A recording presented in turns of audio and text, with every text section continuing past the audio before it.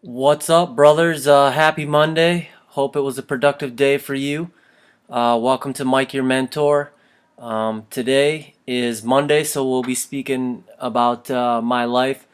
I guess some of the things that have had an impact on me over the last week as a man.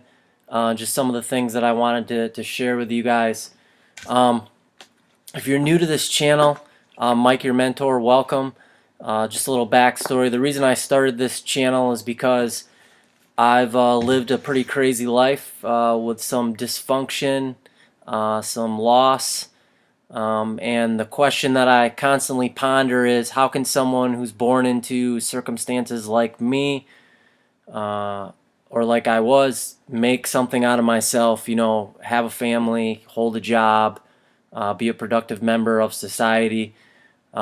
And as I reflected back on my life, by God's grace, one of the things that made its biggest impact on my life was having mentors all throughout my life, whether it was mentors in books that I read or mentors in person that walked and did life alongside me, older men who showed me what it was like to have character and to build my life up. So I want to give that back. I'm 38 years old. I've been through a lot of stuff. Um, I think that I have a lot of wisdom. So my goal is to share that with men and to help them reach their higher calling that we all have on our lives as husbands, fathers, friends, employers, employees, etc. Right? So this week, nothing really too special, but I do want to share two things. One, I want to talk about forgiveness. So I'll start with maybe something that happened a little bit earlier. So I get contacted by guys who are dealing with things in their life, like we all are, and they just need a brother to listen, not judge them, and every now and then give them some advice. Right? My grandpa always said, "Your real friends tell you what you need to hear, not what you want to hear," and that's kind of the role that I play when these guys contact me. So, had a brother reach out, and we were able to sit down with him and help him work through some things regarding his identity and who he was and what the calling is on his life, right? Because a lot of times as men we get bogged down with life and being dads and fathers, and I guess that's the same thing, isn't it? And husbands, and we forget what our identity is and what we've been called to. So we all need to be reminded of that. The reason I bring this up is because there's a common theme uh, of the men that I work with in that capacity, or I meet with in that capacity, and the men that I've noticed over the last 4 years with doing a lot of men's retreats and stuff. And that is the topic of forgiveness, right? Like we all have, I shouldn't say we all, I guess, but a lot of men carry unforgiveness in their hearts, and it's a huge hindrance to us to moving forward to our true purpose. And a lot of men don't know how to adequately deal with that, and it's a serious problem and a recurring theme. I was just talking to a potential client tonight for my business, a psychotherapist out in New York, and we were talking about that. How closed men are and how unwilling they are to be vulnerable, especially in a group setting. But if one man is courageous enough to open the door and to be vulnerable, the floodgates open, and well, I shouldn't say all, but the majority of men will participate and go to a deep level, a level some men haven't experienced for a long time. And there's a lot of freedom in that, right? There's a lot of freedom that comes with forgiveness. So I've been reading this book, The Power of Forgiveness, The Key to Ultimate Freedom by Michael Cooley Sr., and it's really cool. He was held at gunpoint when he was 16. He was a cashier at a grocery store, and two guys came in and robbed it. And he's suffered for years from PTSD because of that robbery. and he's done a lot of work in terms of being able to forgive these guys that did that, and he just talks about how that's affected his life and what his life looked like before the forgiveness and what his life looked like after the forgiveness. And I want to read something to you, and I'll give you a little backstory on this particular chapter. So the guy who wrote this book, he has a friend named Moses. So Moses and his wife, Diane, their daughter died tragically at 38 of a heart attack, and thanks, Dave, of a heart attack, and they took responsibility of their grandchildren, right? I think there was four. But anyways, they saved up to go on this vacation. They left to go on this vacation, and while they were gone, their grandson, who was 18, was out in Holland, which is a city north of where I live in Grand Rapids, northwest, I believe. Well, anyways, the son was out with some friends and his dad, and they went to a convenience store, and he had his girlfriend too. So they were at the convenience store, and he was outside with his girlfriend. A car drove by. Guy started hollering at his girlfriend, I guess, and then that led to a confrontation. Some guys got out, confronted him.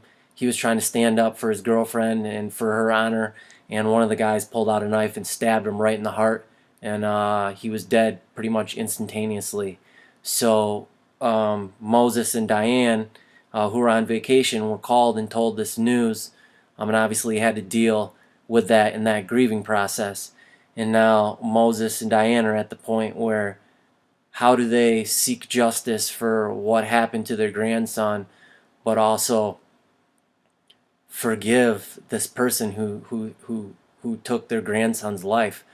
I mean, right? That's a hard thing to do. So I want to read this to you. It says, forgiveness is a process. This chapter speaks to the hurting hearts of Moses and Diane and their family. Our faith teaches us to forgive others even when it hurts. Forgiveness can happen all at once or as a process, but the important thing to remember is to forgive. Without forgiveness, anger and bitterness will take hold of your heart. The sooner the forgiveness process begins, the sooner your healing will begin. So I want to present you guys with, I guess, 3 questions to consider. These are kind of rhetorical questions for you to contemplate, and then I want to tell you a little story about forgiveness from my own life. I just want to highlight something one more time in this. It says, forgiveness can happen all at once or as a process, but the important thing to remember is to forgive. Without forgiveness, anger and bitterness will take hold of your heart. I think a lot of times when we hold on to anger or to unforgiveness, that anger and that bitterness, that builds up, like especially as men, because we don't take the time to really stop and feel what we're feeling. Those things lie dormant, right? And we don't notice them, but they're still there and they're still affecting our lives. And when we're able to forgive somebody, those things are able to fall off and fall away. And I see it in guys' faces when they do this. And I've experienced it in my own life, just having those chains break away, and how much lighter you feel. I mean, physically lighter you feel, and emotionally lighter, not holding on to that. Our pastor always says unforgiveness is like drinking poison and hoping the other person gets sick, which I think is a very good analogy. So the 3 things to consider, the 3 questions, is why do we have forgiveness in the first place, right? Like, where did this idea of forgiveness come from? What purpose does it serve? I mean, obviously there is a purpose, but that's something for you to think about in your own life. Is forgiveness, is it for you or is it for them? I would say that it's for both, and there's different reasons for that we won't get into tonight to keep the video short. But I encourage you to think about that. When you're forgiving someone, is it for you or is it for them? And what does forgiveness do? Right? I kind of talked about this a little bit, how when you choose to forgive somebody, you're releasing them, right? And from what they did. That doesn't mean it makes it right by any means, but you're giving up that control. And giving up that control breaks all attachment, all chains that you had to that situation. That doesn't mean it's instantly gonna make things better, not by any means, but the spiritual and the emotional implications to that are huge. I can't even stress that enough. So I'll tell you a little story, right? So my life was pretty crazy, and I'll talk about this on a Sunday sermon coming up. Um, there was a time where my dad came back into my life for a short period, and then he left, and I was pissed off. I was hurt. I was at that time very unforgiving towards my mother because I blamed her for it, even though it wasn't her fault. I just wasn't mature enough to realize it at the time. And I took all those emotions to school with me every day, and they caused some damage. Usually I'm a pretty upbeat guy, but there were times where I was at school, and those things led me to do stupid stuff and say stupid things. So one of those instances was I was in a literature class with a bunch of other guys, a lot of friends, a lot. Oh, yeah, they were friends, but not a very good group for all of us to be together because there wasn't a lot of paying attention and there was a lot of goofing off, which didn't make the teacher's job very easy. She was a first-year teacher. She was an awesome teacher, by the way, but we just kind of tried to run that class. So we got in this habit of swearing without swearing. So, for example, instead of saying the S word, right, we'd say ship. Or instead of saying another naughty word, we just replace it with a similar sounding word. So somebody might say, you know, shut up, shut the puck up, something like that, to keep it PG. You get the idea, right? So this was going on. This had been going on for a number of days, and then finally on this day, the teacher said, "You know what? Enough. I don't want to hear anymore." And then, like me, I had to think I was funny and get one last line in, and I had a horrible morning at home before I came to school that day. So not this. That's not an excuse for what I did and what I'm going to tell you I'm about, or what I'm going to tell you I said to her. But that's where my mind was at. I wasn't thinking about anybody else really. I was thinking about myself and how I could make myself feel good by being funny for the rest of the guys in class. So I don't remember exactly what I said, but I used a phrase like that where I substituted a swear word to make guys laugh. Yeah, there was a lot of laughter, but immediately the teacher told me to go down to the principal's office. And she was pregnant, and oh boy. So I didn't want to go to the principal's office, so I started refusing to go to the principal's office, and she started yelling at me, and I called her a very nasty five-letter word that you should never call a woman. And I said that she was pregnant. I'm actually wrong. She had been pregnant, but she had a miscarriage. And this is when things went from bad to worse. And I told her if she wasn't quite such a five-letter word, she probably wouldn't have had a miscarriage. And she immediately started crying. And she just through her tears, she told me I better get out of her class right now. So I grabbed my book, said F it or something like that, and went down to the principal's office. And I was no longer allowed to be in her class. I had to sit in-house suspension for the rest of the year and do work and think about what I had done. Now that was back in probably 95, 96, and I every now and then, like every couple of years, that would come up and I would think about it because God would just speak to me about that situation, right? So I was living in Chicago, and God reminded me of what happened and started working on me and telling me that I needed to apologize to that lady and ask for forgiveness. And I was like, nope, not going to do it. I was stubborn as a mule. Um, wasn't going to do it. So after being in Chicago, me and my wife moved back here, and we had been here for, I don't know, maybe a month or so. And God brought this back up to me, and He's like, I want you to reach out to that teacher and go see her. Or He's like, first He's like, I want you to reach out to that teacher and ask for forgiveness. And I'm like, you know what? All right, I'll do this. I'm a little bit more mature. So I reached out on Facebook and asked if anybody knew if she was still around, and someone told me they were, and told me what their email was, or what, I believe they told me what her married name was now. So I sat down at my computer and I was going to write her an email and say, hey, this is what happened. Don't know if you remember, but I need to ask you to forgive me. I'm sorry about that I said those words. I never should have did that. I hope you can forgive me. Something to that effect.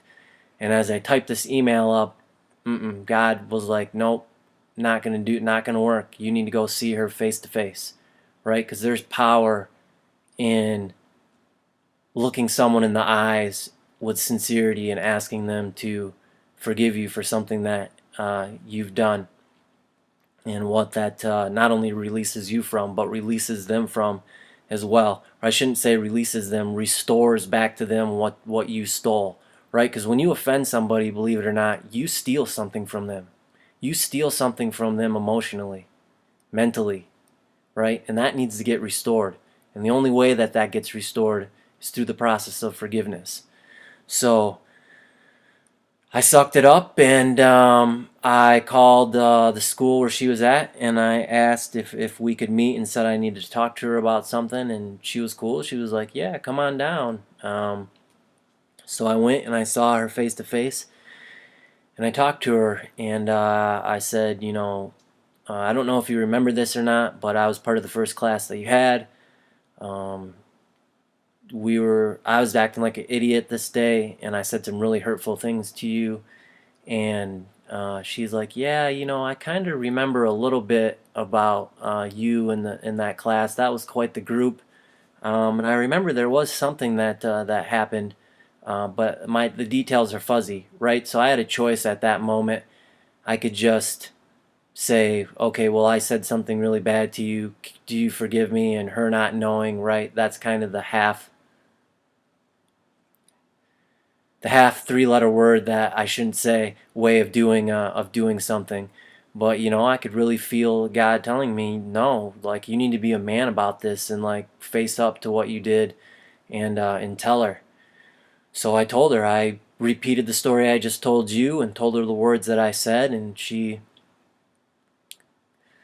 kind of looked at me with sadness in her eyes, and in her heart, as she recalled those hurtful things that I said to her in those moments.